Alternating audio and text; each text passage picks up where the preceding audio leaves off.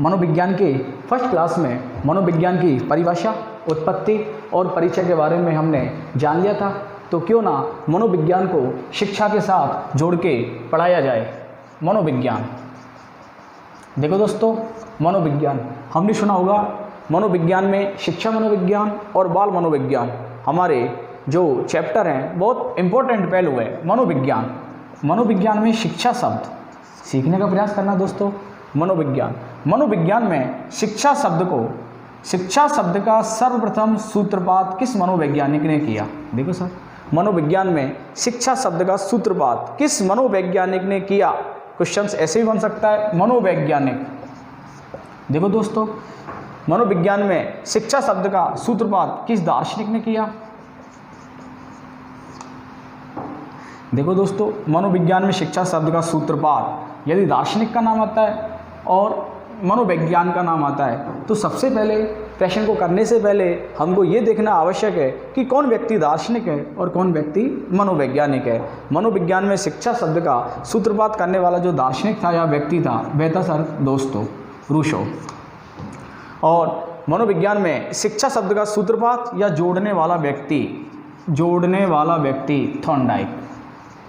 दोस्तों, सीखने का प्रयास करना, मनोविज्ञान में शिक्षा शब्द का सूत्रपात करने वाला जो प्रथम व्यक्ति था वो था रूसो, और मनोविज्ञान में शिक्षा शब्द को जोड़ने वाला जो व्यक्ति था वो था थॉर्नडाइक। दोस्तों, प्रश्न में पूछे आपसे शिक्षा मनोविज्ञान का जनक, शिक्षा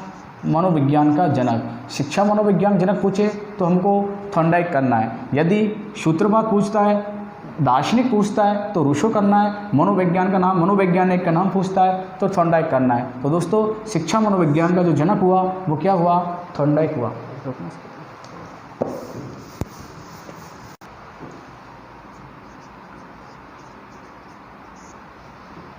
एक मिनट ऑफ करो उसको।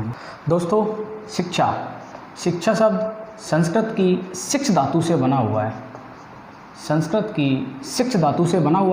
जिसका अर्थ सीखना और सिखाना।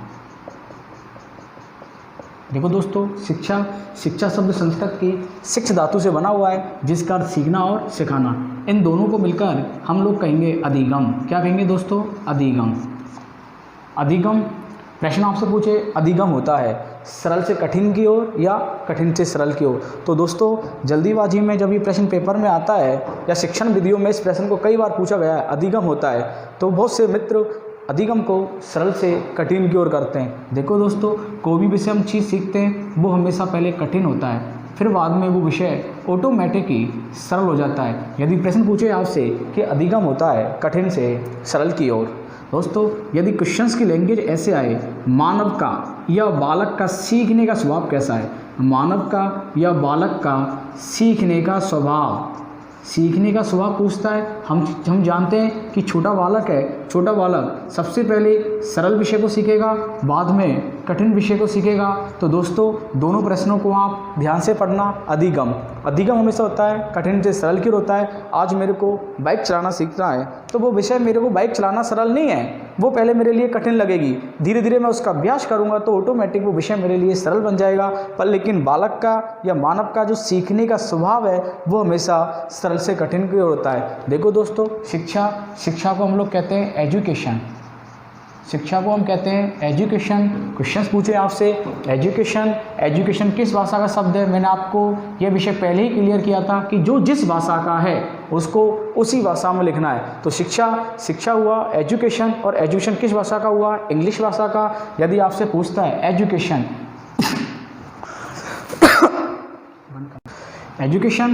एजुकेशन आपसे पूछता है कि एजुकेशन शब्द की जो उत्पत्ति हुई है वो लैटिन के एजुकेटम शब्द से उत्पत्ति हुई है। एजुकेटम जो शब्द है वो किसका है? लैटिन का। और एजुकेशन किसका है? इंग्लिश का। बाय द वे, यदि ऑप्शन में एजुकेटम शब्द नहीं मिलता है तो आपने बीएड या बीएसटीसी में पढ़ा होगा एजुकेयर। एक शब्द पढ़ा होगा आप लोगों ने एजुकेयर, और एक शब्द था एजुसियर।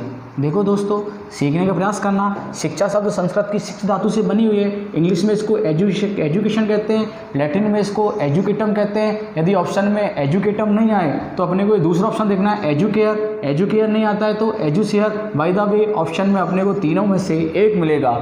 यदि चौथा ऑप्शन उपरोक्त सभी मिलता है तो हमको उपरोक्त सभी करना है। एजुकेटम दो शब्दों से मिलकर बना है दोस्तों, ई प्लस डी को।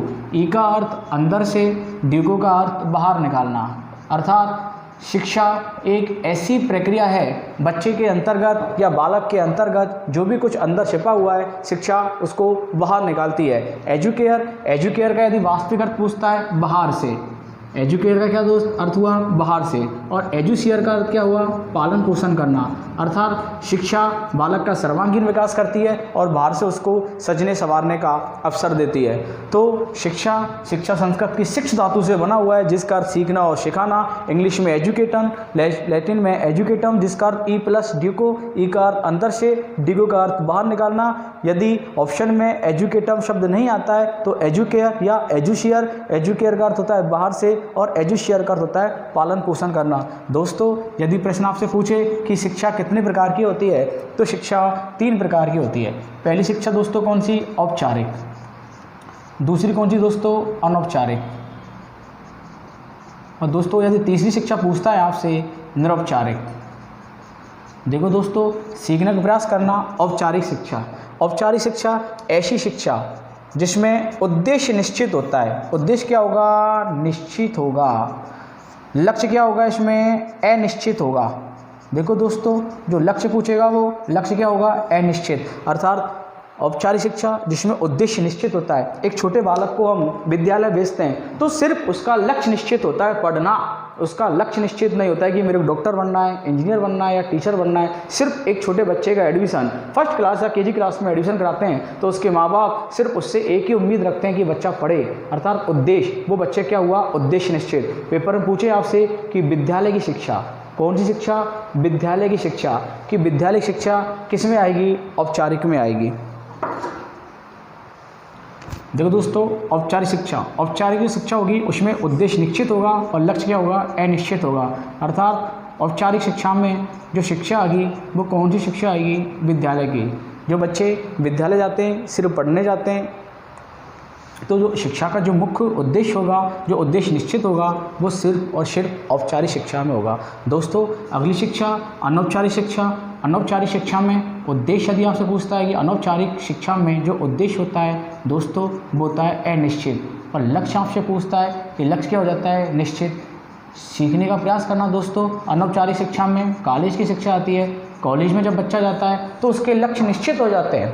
जब बच्चा 12th पास करता है तो BA, BCom, BSc या कोई डिप्लोमा कोर्स करता है, अर्थात उसके लक्ष्य क्या हो जाते हैं, हमेशा निश्चित हो जाते हैं। और दोस्तों जो निरौपचारिक शिक्षा है, निरौपचारिक शिक्षा में उद्देश्य और लक्ष्य, यदि आपसे प्रश्न पूछे उद्देश्य और लक्ष्य दोनों ही इस शिक्षा में अनिश्चित होते हैं। देखो दोस्तों, सीखने का प्रयास करना आप लोग कि निरौपचारिक शिक्षा में ना तो स्कूल शिक्षा आती है ना विद्यालय शिक्षा आती है। निरौपचारिक शिक्षा में दोस्तों जैसे हम पत्राचार, रेडियो, समाचार, यूट्यूब, फेसबुक, व्हाट्सएप, मीडिया जिसके माध्यम से हम पढ़ते हैं। हमने मार्केट में एक 10 रुपये की एक किताब आती है क्रोनोलॉजी, आपने सुना होगा, देखा भी होगा और आप तैयारी भी कर रहे होंगे। तो उसके माध्यम से उस पर कभी भी नहीं लिखा होता है कि वो डॉक्टर बनना है, विद्यालय बनना है, विद्यालय के लिए अध्यापक बनना है या पटवारी के लिए तैयारी करनी है। सिर्फ और सिर्फ उस पर होता है सामान्य ज्ञान, अर्थात अपने ज्ञान को बढ़ावा देने के लिए ऐसी शिक्षा जिसमें सिर्फ और सिर्फ बालक अपने सामान्य ज्ञान में वृद्धि करता है कि अपने क्षेत्र में, अपने राज्य में, अपने देश में या अंतर्राष्ट्रीय स्तर पर क्या चल रहा है। तो वह शिक्षा जो अब बच्चे के ज्ञान में वृद्धि करती है वो कहलाती है निरौपचारिक शिक्षा। आपने देखे होंगे बहुत से अध्यापक जब रिटायरमेंट हो जाते हैं तो समाचार पत्रों के माध्यम से वर्ग पहली को बढ़ते हैं, अर्थात वो अपने ज्ञान में वृद्धि करते हैं। तो जो वो उनकी शिक्षा होगी वो शिक्षा कहलाएगी कौन सी, निरौपचारिक शिक्षा। देखो दोस्तों, शिक्षा, प्रश्न आपसे पूछे कि शिक्षा प्राचीन काल में कितने मुखी थी, द्विमुखी थी। एक क्या था, शिक्षक था, पढ़ाने वाला कौन था, शिक्षक। एक कौन था दोस्तों, शिक्षार्थी। ये सबको मालूम है कि प्राचीन काल में शिक्षा कितने मुखी, द्विमुखी। द्विमुखी। प्राचीन काल में शिक्षा होगी वो द्विमुखी, पढ़ाने वाला शिक्षक, पढ़ने वाला शिक्षार्थी। दोस्तों सबसे अच्छा प्रश्न ये बनता है कि प्राचीन काल में शिक्षा को द्विमुखी कहने वाला जो व्यक्ति था वो कौन था। तो दोस्तों आंसर करना हम लोगों को जॉन एडम्स। प्राचीन काल में शिक्षा को द्विमुखी कहने वाला व्यक्ति था वो कौन था, जॉन एडम्स। दोस्तों ये भी ध्यान रखना है कि जॉन एडम्स दार्शनिक था। जॉन एडम्स कौन था दोस्तों, दार्शनिक। आज करते हैं हम बात किसकी, वर्तमान की। किसकी बात करते हैं दोस्तों, वर्तमान की। वर्तमान में शिक्षा कितनी मुखी होगी सर, त्रिमुखी। कितनी मुखी, त्रिमुखी। शिक्षक है, शिक्षार्थी है, इनको पढ़ाने के लिए क्या दे दिया गया है, पाठ्यक्रम। देखो दोस्तों वर्तमान काल की बात करते हैं, हमारे मन में ये प्रश्न उठता है कि वर्तमान काल कब से आया, वर्तमान काल कब से आया, ये पाठ्यक्रम कब से आया। हम लोगों ने सुना हुआ है 1835 में। 1835 में एक व्यक्ति आया था भारत में, लॉर्ड मैकाले। क्या नाम आया था, क्या नाम था उसका, लॉर्ड मैकाले। इंग्लिश पद्धति का जनक था जो 1835 में भारत आया। तब से हमारी शिक्षा प्रणाली में सुधार हुआ है और वर्तमान में शिक्षक और शिक्षार्थी के बीच में क्या दिया है, पाठ्यक्रम दिया है, जिससे शिक्षक को पढ़ाने के लिए ये मालूम है कि उसको क्या पढ़ाना है और शिक्षार्थी को ये भी मालूम चल गया कि हमको क्या पढ़ना है। तो दोस्तों शिक्षा वर्तमान में कितनी मुखी, त्रिमुखी, प्राचीन काल में द्विमुखी।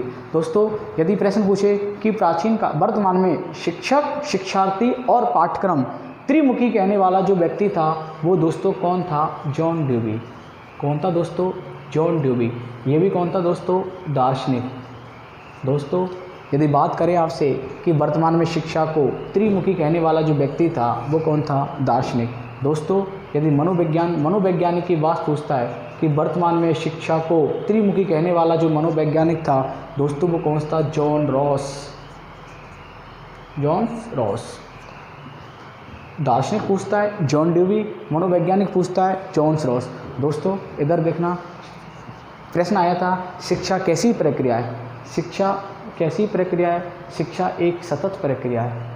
शिक्षा एक सतत प्रक्रिया है अर्थात आजीवन चलने वाली है। जब बच्चा जन्म लेता है और जब बच्चा रहता है, मानव बन जाता है, तब तक बच्चा कुछ ना कुछ सीखता रहता है। तो शिक्षा कैसी प्रक्रिया हुई, सतत प्रक्रिया। अर्थात विवेकानंद कहते हैं कि मनुष्य का जीवन अर्थात बालक का जो जीवन है वो विद्यार्थी जीवन है। बच्चा या बालक जब बड़ा होता है तो कुछ ना कुछ पढ़ता रहता है, अर्थात मनुष्य का जीवन कौन सा जीवन हुआ, विद्यार्थी जीवन हुआ। प्रसिद्ध मनोवैज्ञानिक फ्रॉवेल, आपने नाम सुना होगा फ्रॉवेल का। फ्रॉवेल कहता है कि शिक्षा जन्म से लेकर मृत्यु पर्यंत तक चलती है। जन्म से लेकर मृत्यु पर्यंत तक चलती है। किसके अनुसार, फ्रॉवेल ने। यही कोटेशन किसने बताया था, क्रो एंड क्रो ने। अर्थात बालक जब जन्म लेता है और बड़ा होता है या मृत्यु पर्यंत या तब तक रहता है वो कुछ ना कुछ सीखता रहता है। वो किसके माध्यम से, शिक्षा के माध्यम से। शिक्षा क्या हुआ, शिक्षा मतलब संस्कृत की शिक्ष धातु से बनी हुई थी, जिसका अर्थ हमने बताया था सीखना और सिखाना, जिसको हम लोग क्या कहते हैं, अधिगम कहते हैं। दोस्तों शिक्षा और एक मनोविज्ञान, हमने बात की कि मनोविज्ञान बालक के व्यवहार में परिवर्तन करता है। मनोविज्ञान बालक के व्यवहार में परिवर्तन करता है। दोस्तों शिक्षा बालक के व्यवहार में शुद्धिकरण करती है। ये प्रश्न पेपर में कई बार आया हुआ है कि शिक्षा क्या है, व्यवहार में शुद्धिकरण। मनोविज्ञान क्या है, व्यवहार में परिवर्तन। दोस्तों व्यवहार में किया गया परिवर्तन शिक्षा मनोविज्ञान कहलाता है। कई बार second grade, first grade, REET या टेट जिसको हम कहते हैं, प्रश्न पूछा गया है शिक्षा है नियामक। दोस्तों शिक्षा क्या है, नियामक। नियामक का मतलब जो नियमित चलती है, आजीवन चलती है, कभी भी रुकती नहीं। दोस्तों मनोविज्ञान क्या है, मनोविज्ञान है विधायक। क्या दोस्तों, मनोविज्ञान क्या है, विधायक। विधायक का मतलब जो सिद्धांतों पर चलती है। देखो दोस्तों मनोविज्ञान में हमने थॉर्नडाइक का, स्किनर का, क्लार्कर का ये सिद्धांत पढ़े हुए हैं। उनके आधार से बालक के व्यवहार में परिवर्तन लाना है तो वो सब क्या कहलाएगा, विधायक। दोस्तों यदि आपसे पेपर में शिक्षा मनोविज्ञान साथ में पूछता है, प्रश्न की लैंग्वेज को सीखने का प्रश्न करना दोस्तों, शिक्षा मनोविज्ञान। शिक्षा को हमने नियामक कहा, मनोविज्ञान को हमने विधायक किया। शिक्षा मनोविज्ञान यदि पूछता है तो शिक्षा मनोविज्ञान दोस्तों प्रयोगात्मक। शिक्षा मनोविज्ञान है, प्रयोगात्मक है। शिक्षा मनोविज्ञान का उभयनिष्ठ, यदि बात करें हम शिक्षा मनोविज्ञान का जो उभयनिष्ठ है वो है बाल विकास, अर्थात बच्चे का विकास करना। दोस्तों, रीट 2015 में एक प्रश्न पूछा गया था, शिक्षा मनोविज्ञान है। शिक्षा मनोविज्ञान है, पहला ऑप्शन था व्यवहार में शुद्धिकरण, दूसरा ऑप्शन था व्यवहार में परिवर्तन, तीसरा ऑप्शन था बाल विकास और चौथा था व्यवहार का कुशलीकरण। इस प्रश्न को मनोवैज्ञानिक एग्जाम में बार बार पूछ रहा है। शिक्षा मनोविज्ञान है, पहला ऑप्शन पूछ रहा है व्यवहार में शुद्धिकरण, व्यवहार में परिवर्तन, बाल विकास, व्यवहार का शुद्धिकरण। दोस्तों, सीखने का प्रयास करना शिक्षा मनोविज्ञान। हमने बात की शिक्षा, तो शिक्षा सिर्फ ओनली व्यवहार में शुद्धिकरण करती है। यदि व्यवहार में शुद्धिकरण होगा तो उसका आंसर होगा शिक्षा। और हमने दूसरा ऑप्शन देखो आप, व्यवहार में परिवर्तन, यदि व्यवहार में परिवर्तन करेगा तो सिर्फ ओनली क्या होगा, मनोविज्ञान। पर दोस्तों यहाँ पर प्रश्न क्या पूछा हुआ है उसने, शिक्षा मनोविज्ञान। शिक्षा मनोविज्ञान क्या करता है, बच्चे का विकास, अर्थात जिस अध्यापक को शिक्षा मनोविज्ञान का ज्ञान होगा वही अध्यापक बच्चे का विकास कर सकता है। दोस्तों, मनोविज्ञान के साथ मैंने आपको शिक्षा का परिचय पढ़ाया कि शिक्षा क्या है, शिक्षा कितने प्रकार की होती है। कोशिश करता हूँ, आशा करता हूँ कि आपको मनोविज्ञान में शिक्षा शब्द के बारे में मालूम चल गया होगा। आप लोगों ने भी शिक्षा शब्द को मनोविज्ञान के साथ जोड़ के सीखने का अच्छा प्रयास किया होगा। यदि आपको मेरी ये वीडियो पसंद आई हो तो इसको ज़्यादा से ज़्यादा लाइक कीजिए, शेयर कीजिए, सब्सक्राइब कीजिए। हाँ, यदि किसी प्रश्न में डाउट हो तो आप मेरे पर्सनल नंबर 9828936493 पर कमेंट करके मुझे बताइए। धन्यवाद।